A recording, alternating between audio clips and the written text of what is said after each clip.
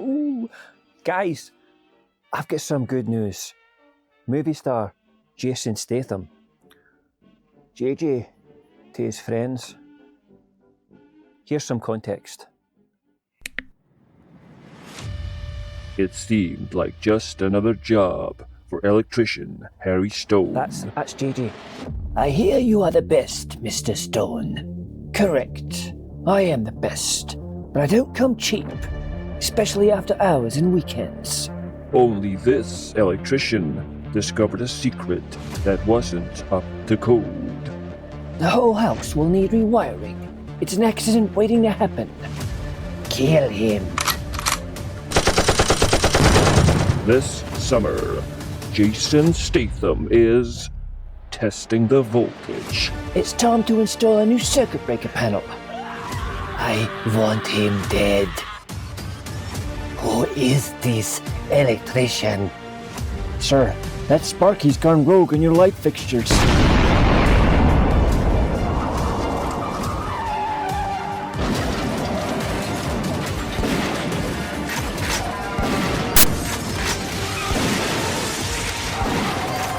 The electrician.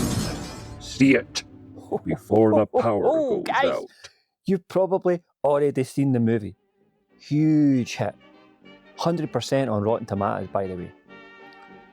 Last week, JJ calls me up, as he does, says he wants to film the sequel in my Manor. Here. Me and JJ hit it off right away. He took me to the near and far, the bar, and we had a tumble down the sink, a drink to him. He's a funny sounding dude, but we're lifelong pals now. He says he'll give me a small to medium role in the new project if I give it my blessing. He's going to call any second to discuss the project. That's him.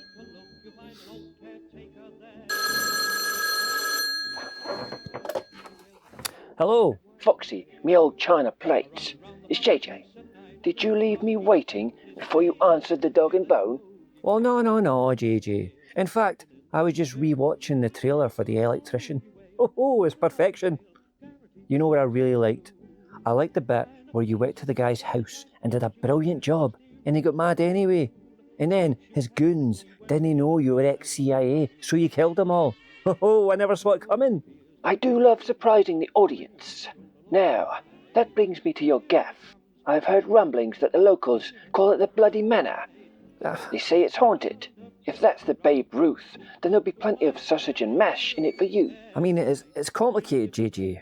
Is it haunted or not, Foxy? All I'm looking for is a yes or no response. That's just on a string. The question is, who is pulling that string? Psh. Sorry, JJ.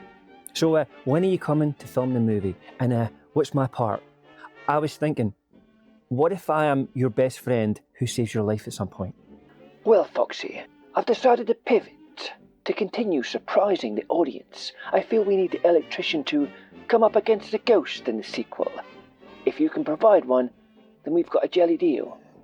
Oh. I'm waiting, which is upsetting me further. Actually, no, I don't think I can do that.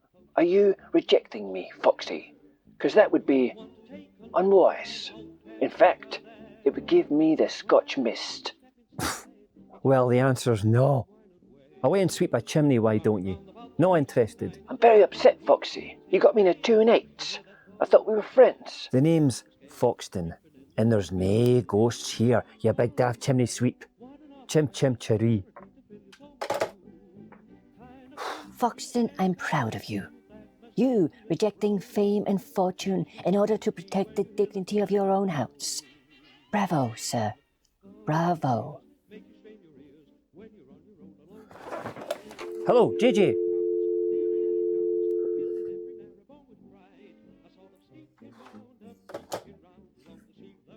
He's gone.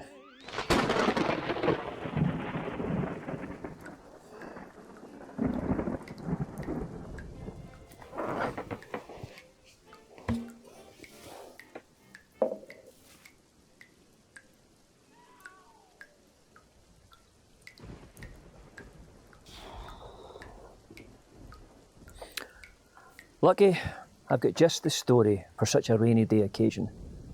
Settle in, friends, because this one's a wee bit hairy. Today, in Sierra County, New Mexico, you'll find a ghost town called Hermosa. There's nothing much to see there now. A few derelict homes, a burned-down saloon, and a potter's field riddled with unmarked graves. But let's go back to the night the town died. It was July 10th, 1898, and the town of Hermosa was being battered by a monsoon. Locals sheltered in the Owl Hoot saloon that night, and under kerosene lamps and candles, they drowned their sorrows in room temperature beer and a rock gut they called whiskey. Old-timer Rowdy Miller tickled Ivory on the piano, but his tune didn't lift any spirits. Buffalo gal, won't you come out tonight? Come out tonight. Come out tonight. You know it. The 30 or so here were scared, and it wasn't the flooding that had him on edge, nah. They'd gone through all that before. This was something else. A spree of murder was occurring around these parts. More than a spree, a plague. 1 month ago, the northern mining camp of Tuxtell had mysteriously parted ways with all human life. They say the blood in the thoroughfare was ankle deep, arms and legs torn from the sockets, unidentified torsos. Few heads here and there. No witnesses left to tell that grisly tale. At least, not yet. Another incident occurred 50 miles south of Hermosa, in the cow town of Casa Suarez. Men, women and children butchered. Difference is, Casa Suarez left one miraculous survivor, an old school marm who hid from the massacre in the one-room schoolhouse. It was reported that when the sun had risen and the living were left dead, the terrified school marm heard a lone voice outside, offering a prayer over the recently departed. Our Father, who art in heaven, hallowed be thy name. Your kingdom come, your will be done on earth as it is in heaven. Give us this day our daily bread, and forgive us our trespasses. And lead us not into temptation, but deliver us from evil. Back in Hermosa, in our sopping wet town and leaky saloon, folks huddled close to see out the night. Safety in numbers, but just between you and me, most of them wouldn't live to see the dawn. They shared bowls of beef jerky, played cards, listened to old Rowdy Miller, and pretended that everything was perfectly normal. But over the sound of a summer monsoon came the first crack of a whip, followed by the rollicking wheels of an incoming carriage. Yah! Yah!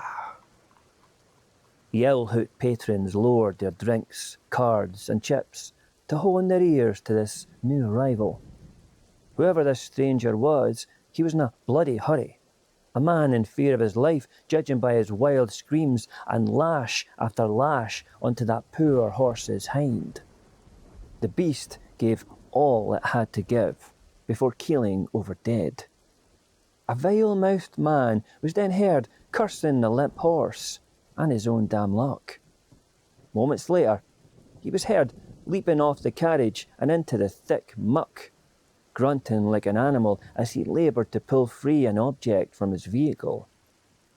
Heavy-set barman and owner of the Owl Hoot, John Muckey, grabbed his shotgun from under the bar and took aim above the double swing doors and into the night. "Who goes there?" he dared ask. "Name's Curly Wolf. You people know me. Now, I need one of you do-less sons of bitches to give me a hand out here before I drown in this god-forsaken storm." Shared relief went round the Owl Hoot. Yeah, they knew Curly Wolf. He was a drunk, washed-up former marshal, these days making his living as a bounty hunter. A bad one at that. But he was harmless. The barman lowered his shotgun, then ordered several of his lackeys to help Curly Wolf with whatever nonsense he had gotten himself into. A little beyond those swinging doors, at the exterior steps, grown men were heaving a heavy object up each step. Thunk, thunk, thunk, screeching wood, jangling chains. The doors parted abruptly, and a great wooden trunk was pushed inside the owl hoot to the centre of the room. The box carried with it a horrendous stench, repelling slack-jawed locals to the periphery. The box also seemed to be bleeding. A silver-coloured liquid trailed out from one corner, thick and luminous like the moon. While saloon patrons were dumbstruck by this shimmering ooze, Curly Wolf sat on the edge of his box and enjoyed a swig from his flask. Curly was dressed in a navy-coloured overcoat, with boots to the knee. His grey hair poked out from his hat. The man was tall and lean, youngish in age, but you'd be surprised given the deep lines scored in his face. Curly slumped over with exhaustion, but still, he was a man in a hurry. "They're coming," he panted, recovering his breath. "We need to prepare." Curly pulled a revolver and drained water from the barrel. He then examined the single bullet left inside the six-shooter's chamber. "You got some explaining to do, Curly Wolf," barman John Muckey said. "Just what in the Sam Hill are you up to?" "We need to hunker down," Curly uttered. "The bloodsuckers are coming, and we don't have long." Curly had the place scared. "Itchy." "This ain't the night for a drunk's tomfoolery," said one. "Why don't you take that dripping box of yours, Curly, and clear on out of here?" Others murmured in agreement. Get out. This was trouble they didn't want, neither ask for. That weeping trunk underneath Curly Wolf's ass was unlike any object these people had ever seen before. It was wrapped in chains, strewn about and intertwined, all connected to a chunky padlock. Strange symbols were meticulously carved into the wood itself. A spell, ancient and indecipherable. Creeping closer to the box, blacksmith Will Jessup cried out, "There!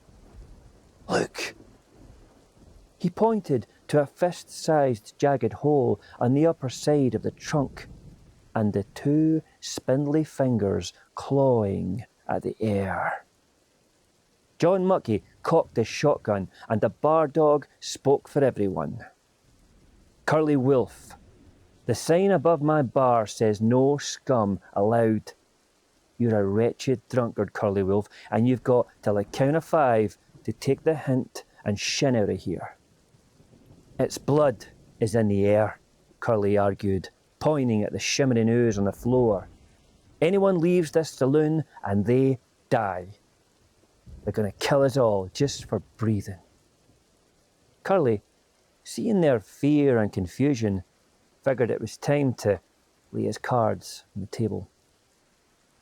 "My plan was to keep moving, far past your town, past the river, but fate has other plans this night. You deserve to know what's going to kill you, so listen up. I got a monster locked up inside this here box. It's not a man, it's not alive, and it's not dead. He's wanted, not just by the law, but by the blood-sucking creatures of the night on their way right here, right now." "He's lying," boomed a voice from inside the box. "He's a crazy, lying bastard, you all know that. Do I sound like a monster? I'm just a smithy from Moorshead, for heaven's sake. He's gone mad. He's locked me in here for days. Help me, please. Curly slammed his fist down on the wood, silencing the man's persuasive plea. What I got here, Curly added, was supposed to be my retirement. It might argue like a man. Its silver tongue might even convince you. But you daren't believe it. And what's coming after it is hell itself. Curly's impossible ramblings weren't winning folks over, especially when the so-called caged animal, with a hint of Irish in his accent, tugged at their heartstrings. This coward assaulted me in my sleep, said I was responsible for the massacre at Tuxtell, then threw me in this box at gunpoint. He's convinced himself that I'm a demon. Audible gasps followed. Demon wasn't a word thrown casually around these parts. Curly unbuttoned his overcoat and removed a scroll tucked dry on the inside. The scroll unfurled to reveal to his audience a wanted poster. Half of the fugitive's face looked like any generic cowboy inked on front. The other half of that face was a dark-scored, saber-toothed werewolf. Dollar reward for the creature's capture? $1,000 alive. Not dead. That's 500 more than Billy the Kid, the king's ransom. The name of this fugitive was simply Demon. Just Demon. Curly tapped his knuckle on the box. The creature in here, he said, is that half-man, half-wolf demon. He's the one who's been having a hog-killing time slaughtering our neighbours to the north and south. The one who's been chopping off heads with one swipe of his savage hand. He is the demon. It's wounded and weak in that there box. I shot it myself with a silver bullet. Only thing that can penetrate its cursed flesh. I got one bullet left in this chamber, and I'm saving that for when it's my life or his. I'm 100 miles from my payday, but the posse on my tail are ancient ones, drawn to this kind's blood. It's pure nectar to them bloodsuckers, them vampires. They can smell it from 1,000 miles, and they'll kill anything for a lick. A worried hush settled over the gathering as Curly's words sunk in. Demons, vampires, wolfmen. What? Patrons of the Owl Hoot searched amongst themselves for guidance while Curly Wolf closed his case. Need us all working together if we're going to see out the night. Curly hopped off the box and took a handful of beef jerky from the counter. I procured this box, he began, parading around it, from an Apache medicine man in the mountains. His tribe near gave me an Indian haircut for the trouble. The box seals the demon inside, trapped in its weakest form. Open the box, and the demon will be free to spread its chaos and death. The room went quiet. Just the rain now.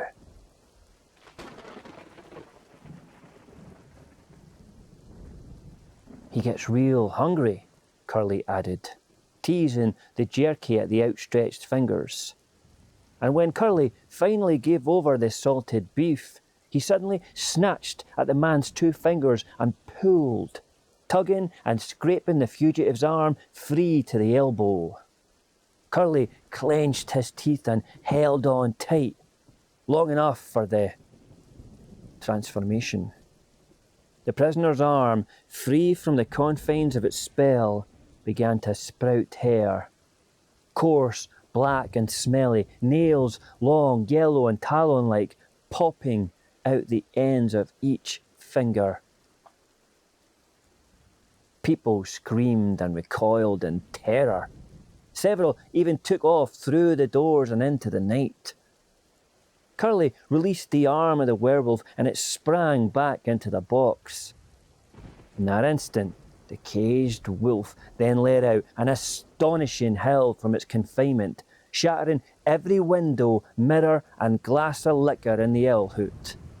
Wind and rain battered into the saloon, but underneath it all was an uncanny sound. A distant squeaking, wings flapping, toothy chattering, coming closer and closer until a symphony of bats swirled in unison over Hermosa.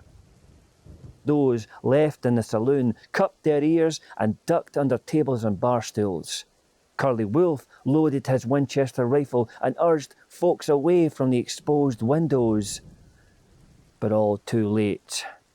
Blacksmith Will Jessup and his apprentice Pete Cook were snatched at the exposed windows and ripped screaming out of the saloon. Their bodies disappeared into the void, leaving a spattering of blood where the pair once stood. All the other patrons, around 25 in total, came to a huddle around the Apache box, while Curly Wolf, the only man still thinking, grabbed Barman Mucky by the collar and ordered him at the top of his voice to close the bar.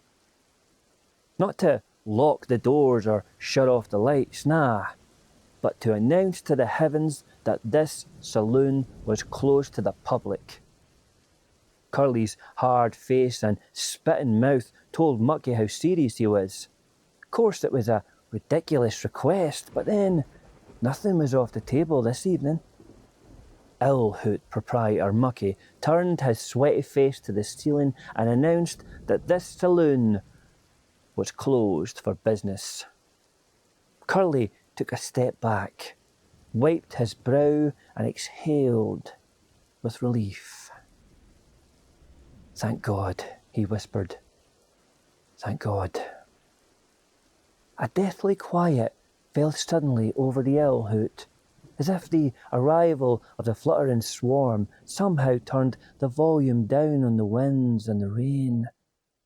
Utter silence. Until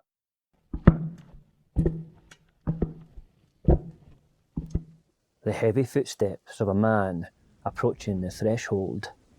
Guts went tight and all eyes squinted at the entrance, but there was nothing in the swarthy dark above the wooden doors. Still, they sensed a presence standing there, even heard his weight creak on the exterior floorboards. The tension was wrenched tighter still when a pair of slender, claw-riddled hands wrapped around the top of each door, as if preparing to part them.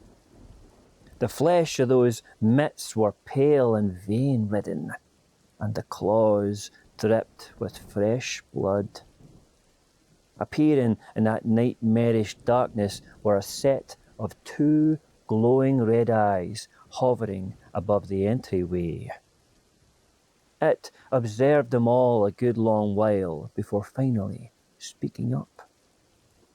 "Howdy," he whispered, voice soft yet raspy. His jagged index finger pointed at the silver blood on the floor. "You all have something that belongs to me." Curly Wolf aimed his rifle at the centre of those two glowing eyes. "I've gone through too much for the contents of this box, and I'll never turn it over to a bloodsucker." "Just give him the damn box," piano player Rowdy Miller begged. "Then he'll leave us alone." "Sure I will," the voice hissed at the doors. "I'll leave you all alone. But if you don't turn it over, my posse back here will come in and take it. And more besides." Curly's blood went cold upon inspecting the surrounding windows, their frames filled to the brim with rotted-skinned demons from the deepest regions of hell. "They can't come inside," Curly announced. shaky but somehow holding it together. This is a public establishment, and the owner just called time. This vampire scum can't step 1 foot in here without permission. I know you're scared, friends, but hear me out. In 5 hours' time, the sun will rise and this devil will fly out of here before the fire torches him back to the pit. Curly Wolf's confidence caused Red Eyes to sway irritably back and forth at the doors, his claws digging into the wood. "Let's start again, shall we?" he said, polite-like. "My name is Shelley Maximilian. Me and my agents aren't here to hurt anyone.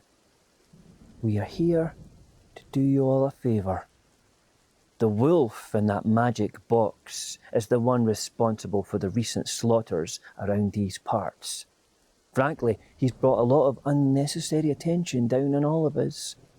He'll deny it, but the truth is, he can't help himself. When the werewolf's blood is up, everything in its path perishes. Now, what I'd like to do is end his reign of terror and take this blight off your hands. In return, I will spare all your lives, and my kind will return to our rightful place in the shadows. Take a few minutes to discuss among yourselves." "The vampire lies," cried the wolf man.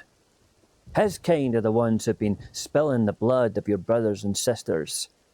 I'm caught in a horrible misunderstanding. I'm a God-fearing man cursed by an ungodly affliction. All I want is to live my life in peace and quiet. I don't drink the blood of my fellow man, and I certainly don't rip innocent people out of saloon windows." Murmurs from the patrons taking sides of two decidedly unfavourable choices grew louder as tension mounted. "We don't have to release the werewolf," Curly intervened. "And we don't have to listen to any vampires neither. All we do is just wait till sunrise and this will all take care of itself. The vampires will run from the sun and the wolf will remain in its box. No one moves and we all live to see the morning."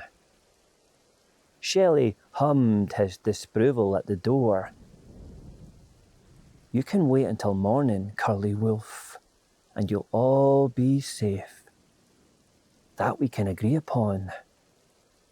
However, what about the rest of the town, not sheltered in this here saloon? What about your wives and children hunkered down in their beds?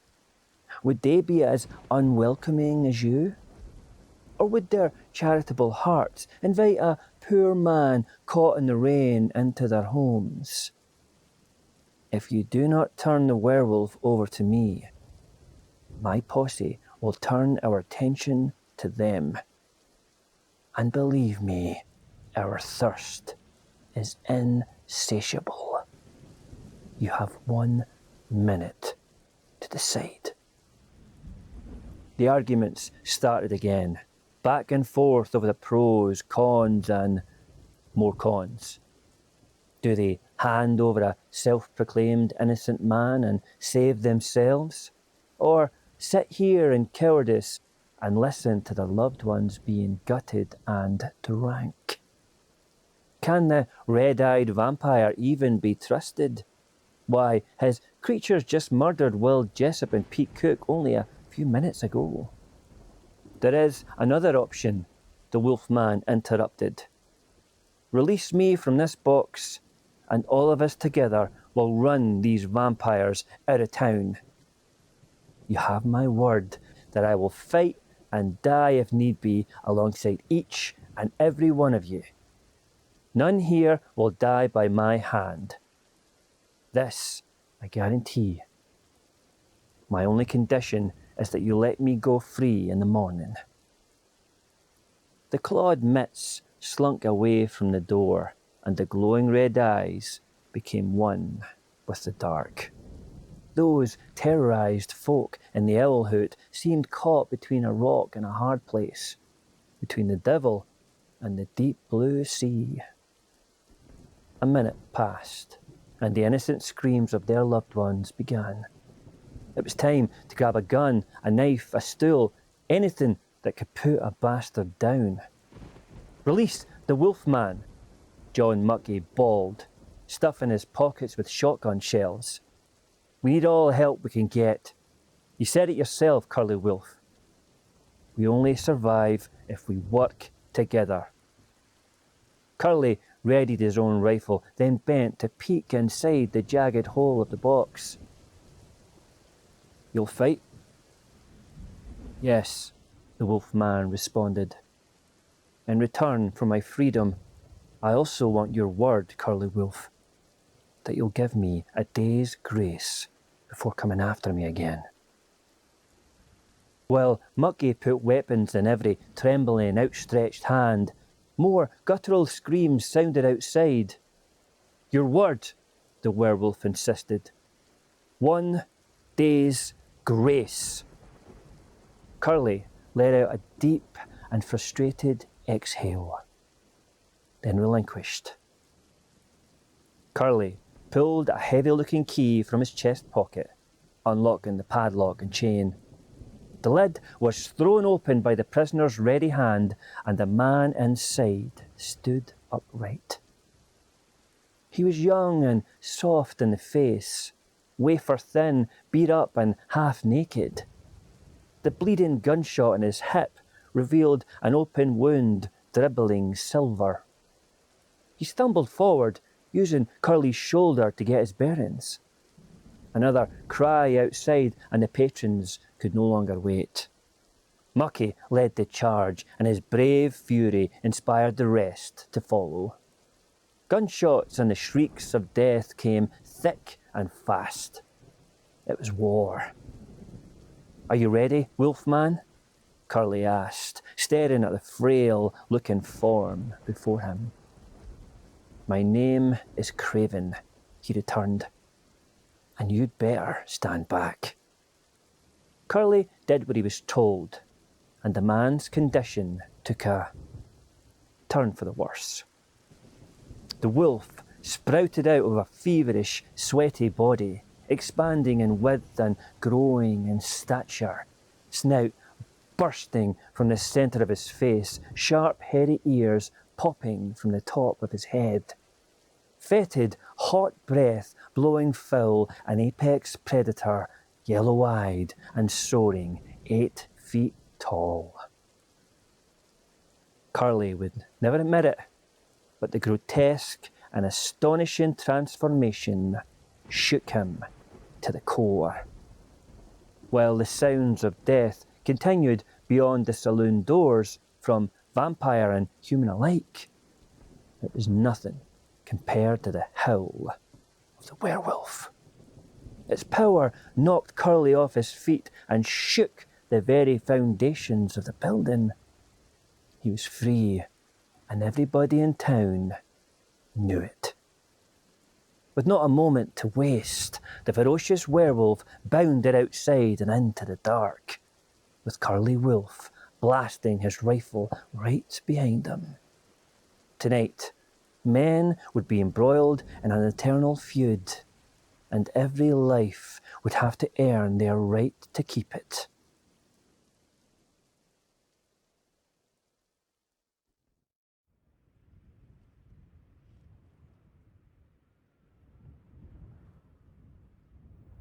Dawn. Curly Wolf woke in a mess of splintered wood, hay and chicken shit. The morning sun burned at his eyelids, and he had no idea how he got there.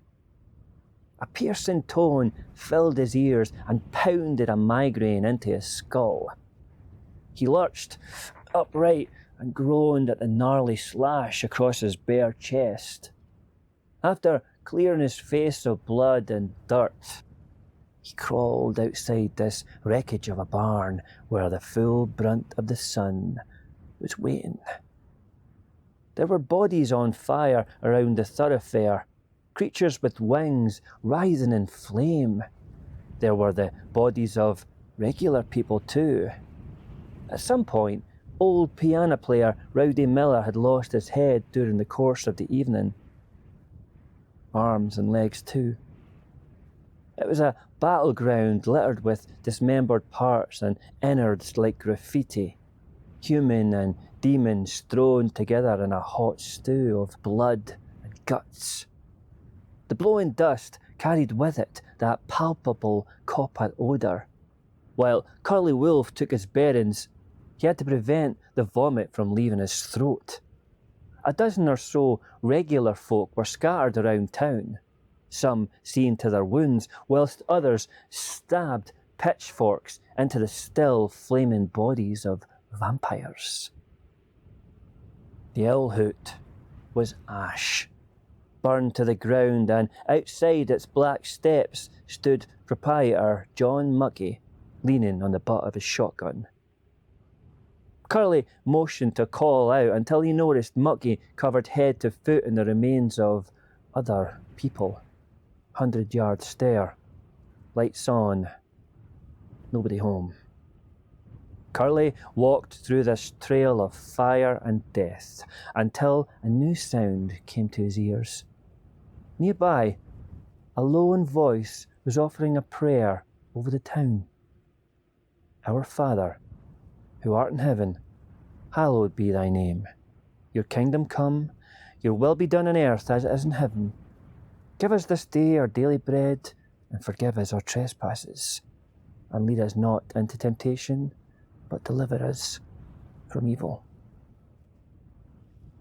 It was the frail and half-naked man known as Craven. Fresh cuts and tears over 90% of his body. He had fought.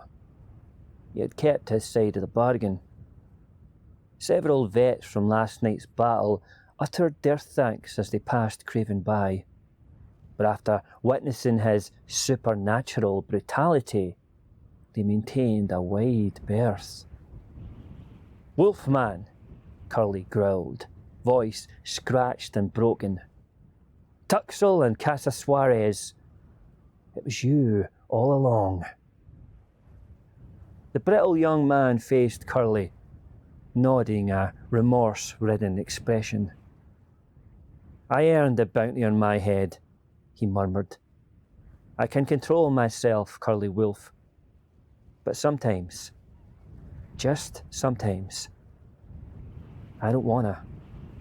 Curly reached for his holster, jerked out the revolver and aimed it at the killer werewolf. Craven, meanwhile, didn't run, didn't move neither. Instead, he reached deep into his torn pants pocket and revealed a slender silver bullet. Its gleam caught the sun, and Curly went rigid all over. Sure enough, the bullet was from his revolver. "My life or yours," Craven said, stumbling closer. "You don't remember much of last night, do you? It was Red Eyes who slashed at your chest. He would have had your head too if it wasn't for me. The son of a bitch made it out alive. He'll lick his wounds for now.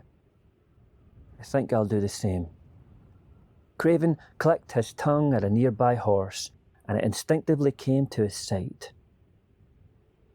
"A day's grace," Curly uttered, weak and in pain. "I'll be coming for you." Craven took to his horse, turned the beast on the spot, then threw the silver bullet down on the dirt. "And I'll be waiting." Craven turned his horse for the desert and trotted off.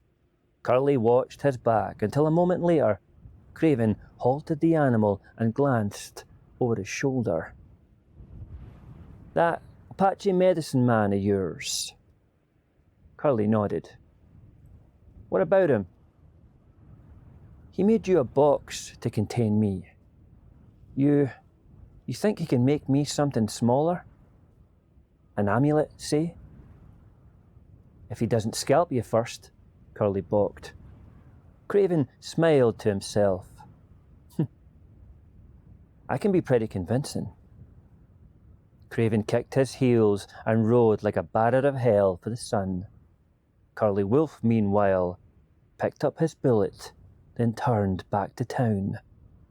To heal, to bury the dead, and to beg forgiveness for the hell he brought to Hermosa.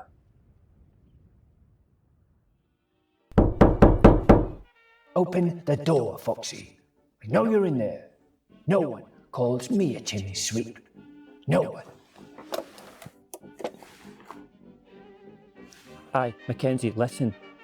There's an action star at the door, and I'm not here. I'm actually having a bath at the moment, sir. And, well, Mackenzie, you coward. You go and answer that door right now, and you send that celebrity packing. I'd do it myself, but I'm not here. of course, sir. Let me just grab a towel. I'm as naked as a jaybird, sir. Ugh.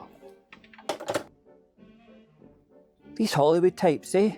They think they can just walk over us ordinary folk, eh? It's just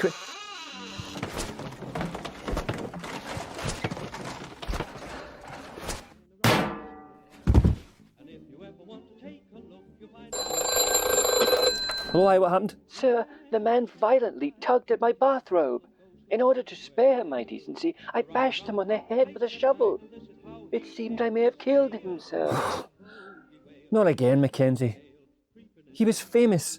People are going to search for him. This time you've gone too far. You're going to swing for this. I'm so sorry, sir, but he had the eyes of a mad electrician. It was pure instinct on my part. You hit me on the crusted bread. Oh, he's waking, sir, and speaking in tongues. Hold on. He's definitely dead now, sir. Brown bread, as JJ would say. No, Mackenzie, listen. He left you no choice. You did what you had to do. Here's the plan. We're going to toss him in the deadly bog and never speak of this ever again. I'll meet you upstairs in 2 minutes. And Mackenzie, put some clothes on. It was all very shocking.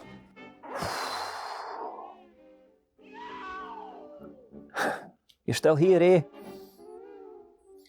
You didn't hear any of that though, right? How Mackenzie straight up murdered JJ Statham and how we're planning on tossing him in the deadly bog. No? Nice one.